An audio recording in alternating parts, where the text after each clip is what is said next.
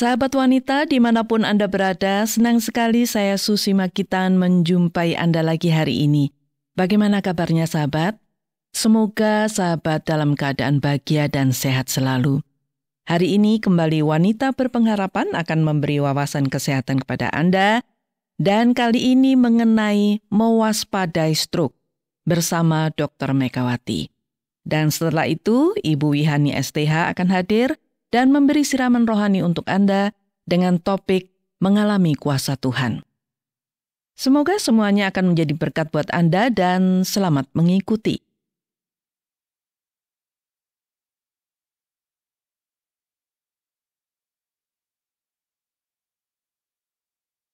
Saudara, beberapa peneliti kesehatan menyimpulkan bahwa penderita stroke semakin tahun semakin bertambah. Ini mengakibatkan banyak orang mulai khawatir dan mencari berbagai macam cara untuk mencegah stroke. Sebenarnya apa stroke itu dan bagaimana caranya kita bisa mewaspadai stroke agar tidak menyerang keluarga kita atau diri kita sendiri? Di studio sudah ada Dr. Megawati yang akan memberikan wawasan kepada kita mengenai stroke agar kita bisa mencegah diri kita sendiri supaya tidak terserang stroke. Apa kabar, Dok? Kabar baik, Bu Susi. Baik dan sehat ya. Iya. Hari ini saya ingin berbincang lagi mengenai stroke agar saya dan pendengar yang saat ini sedang bersama-sama dengan kita memiliki pengetahuan yang baik dan benar ya mengenai stroke. Ya. Nah, pertanyaan pertama nih, Dok. Bagaimana terjadinya stroke itu, Dok?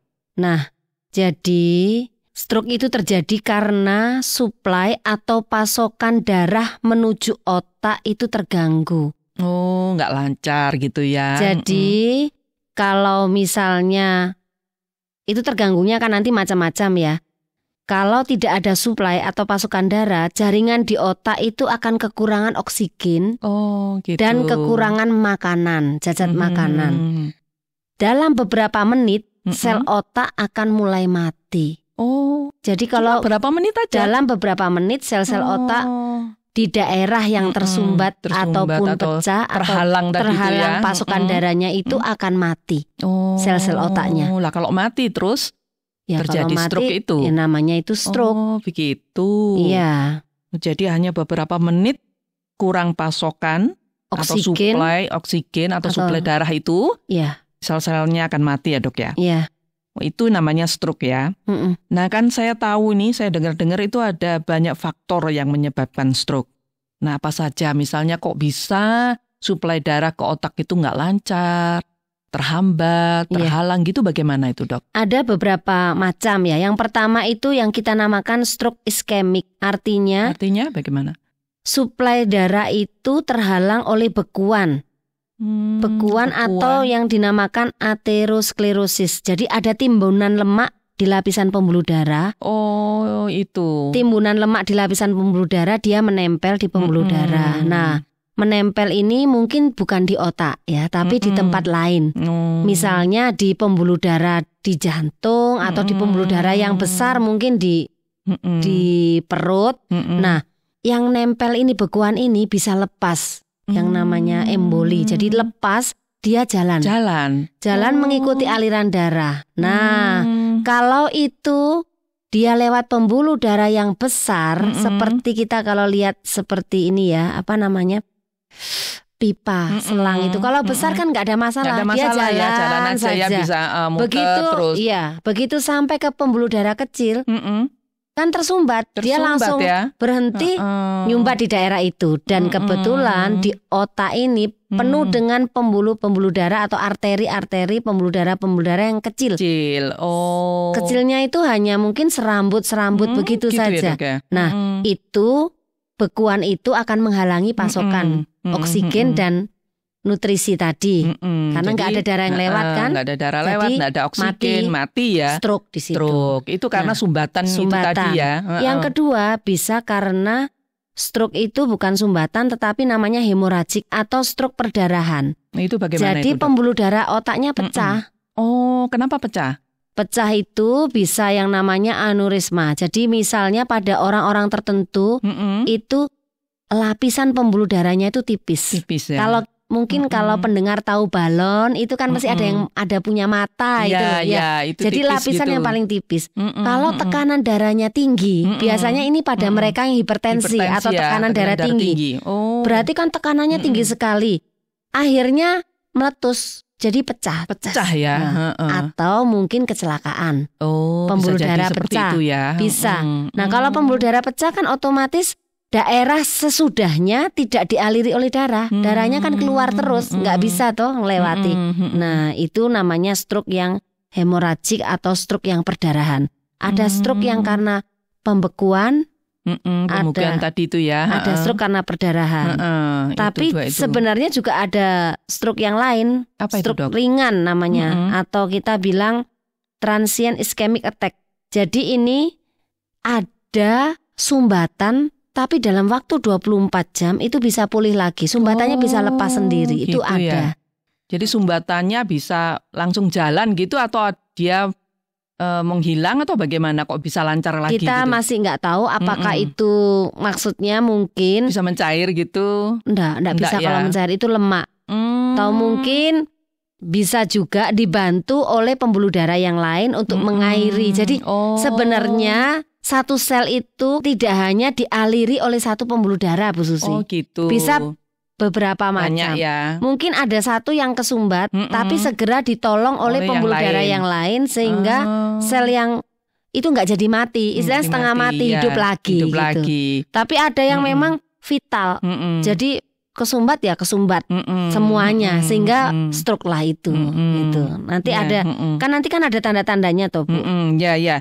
Kalau tadi itu ada sumbatan. Kalau tadi itu jelas ya yang hipertensi itu pecah pembuluh darah ya. Kalau misalnya yang ada sumbatan tadi terus dia jalan ke otak itu, ini orangnya bagaimana, Dok, yang memiliki sumbatan seperti itu? Biasanya kalau sumbatan itu orang-orang yang punya aterosklerosis itu pada penderita yang namanya faktor resiko ya. Pada penderita diabetes mellitus atau kencing manis, kegemukan, kolesterol tinggi bisa merokok.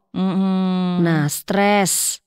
Orang stres itu bisa mengeluarkan hormon. Iya, mengeluarkan hormon-hormon yang menyebabkan trombus ini bisa lepas gitu loh. Stres. Terus itu tadi ya kolesterol tinggi, hiperlipid, kurang olahraga, minum alkohol yang banyak. Terus itu bisa menyebabkan itu ya. Kalau yang perdarahan tadi kan hipertensi dan juga ya. jatuh. Atau kecelakaan tadi. Jadi itu. yang namanya faktor resiko itu juga ada sejarah stroke di dalam keluarga, Bu Susi. Itu bisa menurun ya? Bukan menurun tapi risiko, ada kecenderungan. Ya? Faktor resiko seperti itu ya. Umur lebih dari 55 tahun. Itu. Jadi penyakit jantung itu juga bisa semuanya. Jadi penyakit jantung, diabetes, hipertensi. Obat-obat tertentu juga bisa. Narkoba, obat-obat terlarang bisa. Gitu. Jadi itu ya orang-orang yang konsumsi obat terlarang, kemudian orang yang punya diabetes, kemudian orang yang apalagi itu kolesterolnya tinggi, merokok, stres, alkohol dan stres ya. Iya. Stres ini koknya semua penyakit itu kalau stres timbul ya, Dok ya? Iya. Benar.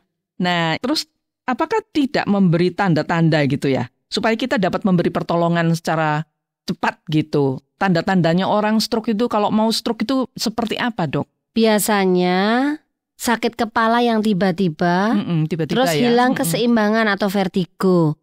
Bisa juga kesadaran menurun. Kalau misalnya sebenarnya sih ya biasanya kan serangannya itu pada waktu pagi hari nggak ada orang, waktu tiba-tiba mau mandi hari juga gitu ya. Atau megang gayung mau ngambil air tiba-tiba lemes. Satu sisi tubuh biasanya lumpuh, mati gitu rasa. Ada yang permulaannya hanya seperti berbicara tiba-tiba pelo nggak jelas gitu ya. Atau tersedak. Jadi tersedak. Seperti keselak-selak itu juga bisa. Bisa ya itu ya. Lemah, pendengarannya juga berkurang. Jadi macam-macam. Itu disertai dengan keringat nggak, Dok? Pengeluaran keringat yang ini. Kalau kita ngomongkan keringat itu soalnya nggak nggak spesifik ya. Kita gitu. kalau minum obat penurun panas ya keringetan, udara betul. dingin keringetan. Jadi kita nggak bilang keringat sudah. Ya biasanya pelo itu tiba-tiba pelo atau disorientasi. Artinya mungkin nggak tahu tanggal, hari, tahun. Gitu ya? Iya, nggak tahu jam. Itu juga bisa sebagai tanda-tanda awal. Ya. Jadi kalau ada keluarga kita atau diri kita sendiri loh. Tapi diri kita sendiri apa bisa menyadari gitu ya dok ya? Ya bisa lah. Bisa kalau misalnya yang tiba-tiba kebas gitu. Terus tangan satu kok lemah ini. Nah, gitu. Itu adalah tanda-tanda yang sumbatan Bu Susi. Sumbatan itu Orang ya. lebih mudah untuk mengerti. Kalau yang pecah pembuluh darah itu biasanya orang kadang-kadang nggak tahu. Tahu-tahu ya. sakit udah kepala jatuh gitu ya. Pecah pembuluh darah tuh orangnya ya jatuh, nggak sadar. Biasanya nggak sadar ngorok gitu. Begitu. Kalau pecah pembuluh darah itu lebih bahaya. Lebih bahaya ya. Iya, maksudnya sebenarnya begini, lebih bahaya mengancam jiwa. Tapi kalau misalnya pulih, dia lebih cepat pulih. Kalau perdarahan itu, asal nggak operasi ya. Kalau misalnya operasi ya butuh lagi. Tapi biasanya kan mereka biasanya lumpuh separuh ini ya. Yang balik cepat itu lebih cepat yang perdarahan daripada yang sumbatan. Oh gitu ya dok ya. Dan ini kan ada orang yang terkena stroke bisa pulih, ada yang tidak. Nah bagaimana ini bisa terjadi? Seperti dokter tadi katakan ada yang 24 jam dia bisa pulih. Itu ada, gitu. Iya, itu tergantung jenisnya. Yang namanya TIA atau Transient Ischemic Attack itu 24 jam pulih sendiri. Ada yang seperti itu. Tapi nggak sampai lumpuh, sampai nggak sadar gitu nggak. Kadang-kadang orang tuh seperti bicara pelo saja. Tahu-tahu 24 jam kemudian sudah balik lagi. Sudah nggak pelo. Ya, ada yang seperti itu. Ada yang bisa seperti itu. Ataupun walaupun kena stroke dan sampai lumpuh separuh itu juga bisa pulih. Ada bisa pulih ya. Ada yang bisa pulih. Misalnya setelah selesai mungkin karena sumbatan sudah dikasih obat untuk menghilangkan sumbatan atau tensinya tinggi sudah diturunkan, orang hanya belajar atau fisioterapi saja untuk belajar begitu ya. Pulih lagi bisa. Tapi ada yang tidak juga ya, memang tergantung usia juga. Kalau sudah usia tua lebih rentan untuk meninggal ataupun tidak bisa pulih. Ya karena juga organ-organnya sudah fungsinya sudah menurun kan ya dok ya. Kalau stroke karena perdarahan itu kalau selamat ya cepat pulih. Tapi kalau nggak selamat kan kalau perdarahan itu, kalau perdarahannya terlalu banyak. Kalau di daerah desa atau apa yang kurang untuk fasilitas kesehatan ya mesti nggak ketahuan. Tahu-tahu ngorok 3 hari meninggal. Gitu kalau ya. di kota kan sekarang orang bisa langsung MRI atau CT scan. Kan kelihatan ada darahnya berapa cc begitu. Ini perlu dioperasi gitu ya. Atau tidak. Nah, operasi itu mahal. Ada yang operasi pun kalau misalnya nggak ada uang puluhan juta bahkan ratusan juta ya akhirnya dibiarkan saja bisa meninggal. Gitu ya dok. Nah dok, apa yang harus kita lakukan supaya mencegah stroke, supaya jangan kita terserang stroke lah? Tadi kan kita sudah lihat faktor resikonya. Berarti harus kita hindari semua. Jangan kolesterol tinggi, diabetes, jangan sampai diabetes, kolesterol jangan sampai tinggi, terus jangan merokok. Hipertensinya dikontrol. Kalau kita punya hipertensi harus dikontrol terus ya. Kemudian nggak boleh merokok, nggak boleh alkohol, nggak boleh minum obat-obatan terlarang, terus nggak boleh stres. Yang nggak bisa, nggak boleh umur 55 ya. Ya nggak boleh dong. Boleh. Karena tahu-tahu umurnya tambah. Nah, jadi yang penting itu olahraga, makan makanan yang teratur, makanan yang sehat ya. Iya. Makanan sehat supaya tidak kolesterol tinggi, kan darah begitu. Tinggi gitu ya dok ya. Sebetulnya gampang mencegahnya tapi ada kemauan nggak gitu ya dok ya. Iya. Baik dok, terima kasih banyak untuk wawasan mengenai stroke. Sampai jumpa di program berikutnya ya dok ya. Iya, sampai jumpa Bu Susi.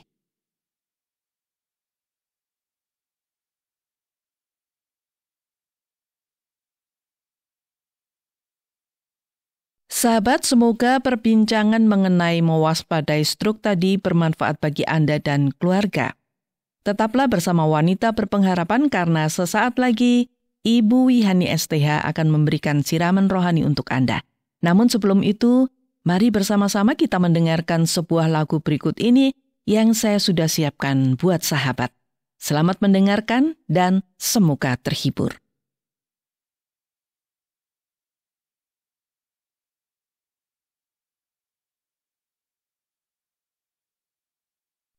Sahabat wanita berpengharapan, saya Wihani senang bersama Anda tentunya pada kesempatan yang indah ini. Saya yakin pengetahuan tentang kesehatan jasmani, khususnya tentang mewaspadai stroke yang dibawakan oleh Ibu Susi dan Dr. Megawati tadi, sangat bermanfaat bagi kita semua. Nah, sekarang jiwa kita pun membutuhkan kesehatan tentunya. Kali ini, saya akan membagikan renungan buat kita semua dengan topik mengalami kuasa Tuhan. Sahabat, mengawali renungan kita hari ini, saya akan membagikan sebuah kisah dari kitab Injil Markus, pasal yang kedua, ayat yang pertama sampai ayat yang ke-11. Ini adalah kisah seorang yang mengalami kelumpuhan dan ingin sekali mengalami kuasa kesembuhan dari Tuhan Yesus. Lalu orang lumpuh tadi digotong oleh teman-temannya untuk menemui Yesus. Ketika itu, Yesus ada di sebuah rumah sedang mengajar, dan orang terlalu banyak sampai pintu rumah tidak bisa dilalui oleh orang lumpuh dan teman-temannya itu. Lalu teman-teman orang lumpuh itu membawanya naik ke atap, dan atap dibongkar, lalu mereka menurunkan orang lumpuh itu dari atap rumah, dan sampailah ia menghadap Yesus. Yesus melihat iman orang lumpuh dan teman-temannya itu, lalu ia berkata kepada orang lumpuh itu begini, "Hai anakku, dosamu sudah diampuni." Perkataan Tuhan Yesus membuat para ahli Taurat yang sedang ada di situ berpikir dalam hatinya. Mengapa Yesus berkata bahwa dosa orang itu sudah diampuni? Ia menghujat Allah. Bukankah hanya Allah yang dapat mengampuni dosa? Sahabat, walaupun para ahli Taurat itu berpikir hanya dalam hatinya, Yesus mengetahui apa yang mereka pikirkan. Lalu Yesus berkata kepada mereka, "Mengapa kamu berpikir begitu dalam hatimu? Ketahuilah bahwa di dunia ini Anak Manusia berkuasa mengampuni dosa." Lalu Yesus berkata kepada orang lumpuh itu, "Kepadamu kukatakan, bangunlah, angkatlah tempat tidurmu, dan pulanglah ke rumahmu." Orang lumpuh itu pun bangun, segera mengangkat tilamnya, dan pergi keluar di hadapan orang-orang yang ada di situ. Sehingga semua orang takjub lalu memuliakan Allah. Sungguh beruntung orang lumpuh itu. Pertama, dosanya diampuni, walaupun ia tidak minta diampuni dosanya oleh Yesus. Lalu, kelumpuhannya disembuhkan secara ajaib oleh Tuhan Yesus, sehingga ia bisa berjalan. Orang lumpuh itu mengalami kuasa pengampunan dan kuasa kesembuhan. Sungguh beruntung, bukan? Sahabatku, orang lumpuh itu mengalami kuasa Tuhan karena iman dan percayanya. Tuhan Yesus sendiri yang melihat iman orang itu. Dan karena itu Tuhan Yesus sudi mengampuni dosa dan kemudian menyembuhkan penyakitnya. Berarti, bila kita beriman kepada Tuhan Yesus, tentu kita juga mengalami kuasa pengampunan dari Yesus. Ini sudah pasti kita alami. Setiap orang percaya kepada Yesus akan diampuni dosanya. Kuasa pengampunan sangat penting kita alami, karena bila kita tidak mengalami kuasa pengampunannya, kita tidak akan mengalami hidup kekal. Hanya Tuhan Yesus yang sanggup mengampuni kita. Dan pengampunan ini diberikan kepada setiap orang yang percaya kepadanya. Kita bisa saja tidak mengalami kuasa penyembuhan seperti orang lumpuh tadi. Tapi kita pasti akan mengalami kuasa pengampunan, karena untuk itulah Tuhan Yesus datang ke dunia. Kita pasti mengalami kuasa pengampunan Tuhan Yesus bila kita percaya kepadanya. Mungkin saat ini banyak orang lebih meminta kuasa penyembuhan daripada kuasa pengampunan. Padahal kuasa pengampunan lebih penting dari kuasa penyembuhan. Sahabatku, apakah Anda sudah mengalami kuasa pengampunan Yesus? Apakah Anda sudah bertemu Yesus dalam doa Anda? Bila Anda yakin sudah mengalami kuasa pengampunan Yesus, itu berarti Yesus melihat iman Anda kepadanya sungguh besar. Anda percaya dan yakin bahwa Yesus adalah Juru Selamat, penebus dosa Anda. Nah, bagi Anda yang belum yakin apakah Anda sudah mengalami kuasa pengampunan dari Tuhan Yesus, maka saat ini adalah saat yang tepat untuk mendapatkan kuasa pengampunannya. Anda harus mendapatkan kuasa pengampunan Tuhan Yesus, karena Yesus adalah satu-satunya jalan menuju surga. Percayalah kepada Yesus, Dia akan mengampuni Anda dan menghapuskan semua dosa Anda. Bila Anda dihapuskan dan Anda diampuni oleh Tuhan Yesus, maka Anda layak berada di surga bersamanya. Janganlah berpikir bahwa Anda bisa menyucikan diri Anda sendiri. Janganlah berpikir bahwa perbuatan baik Anda akan bisa menyucikan atau menghapuskan dosa Anda. Tidak ada yang bisa mengampuni Anda dan menghapus dosa Anda, kecuali kuasa darah Yesus. Tuhan Allah sangat mengasihi Anda. Tuhan Allah tidak ingin Anda binasa. Kita hanya diminta untuk percaya dan beriman kepada Yesus. Maka kita akan mendapatkan pengampunan dengan cuma-cuma. Mari percaya kepada Tuhan Yesus, supaya kita mengalami kuasa pengampunannya. Saya akan membacakan firman Tuhan dalam Efesus pasal yang ke-1, ayat yang ke-7 dan yang ke-8 yang mengatakan, sebab di dalam Dia dan oleh darahnya kita beroleh penebusan, yaitu pengampunan dosa, menurut kekayaan kasih karunia-Nya yang dilimpahkannya kepada kita dalam segala hikmat dan pengertian.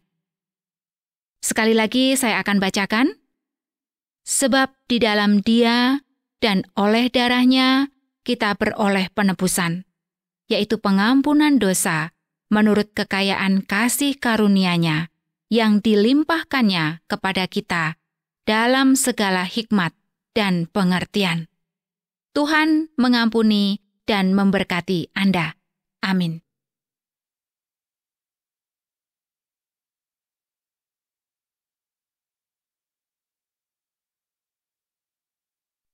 Sahabat wanita berpengharapan, sayang sekali kita harus berpisah karena selesai sudah seluruh acara wanita berpengharapan untuk hari ini.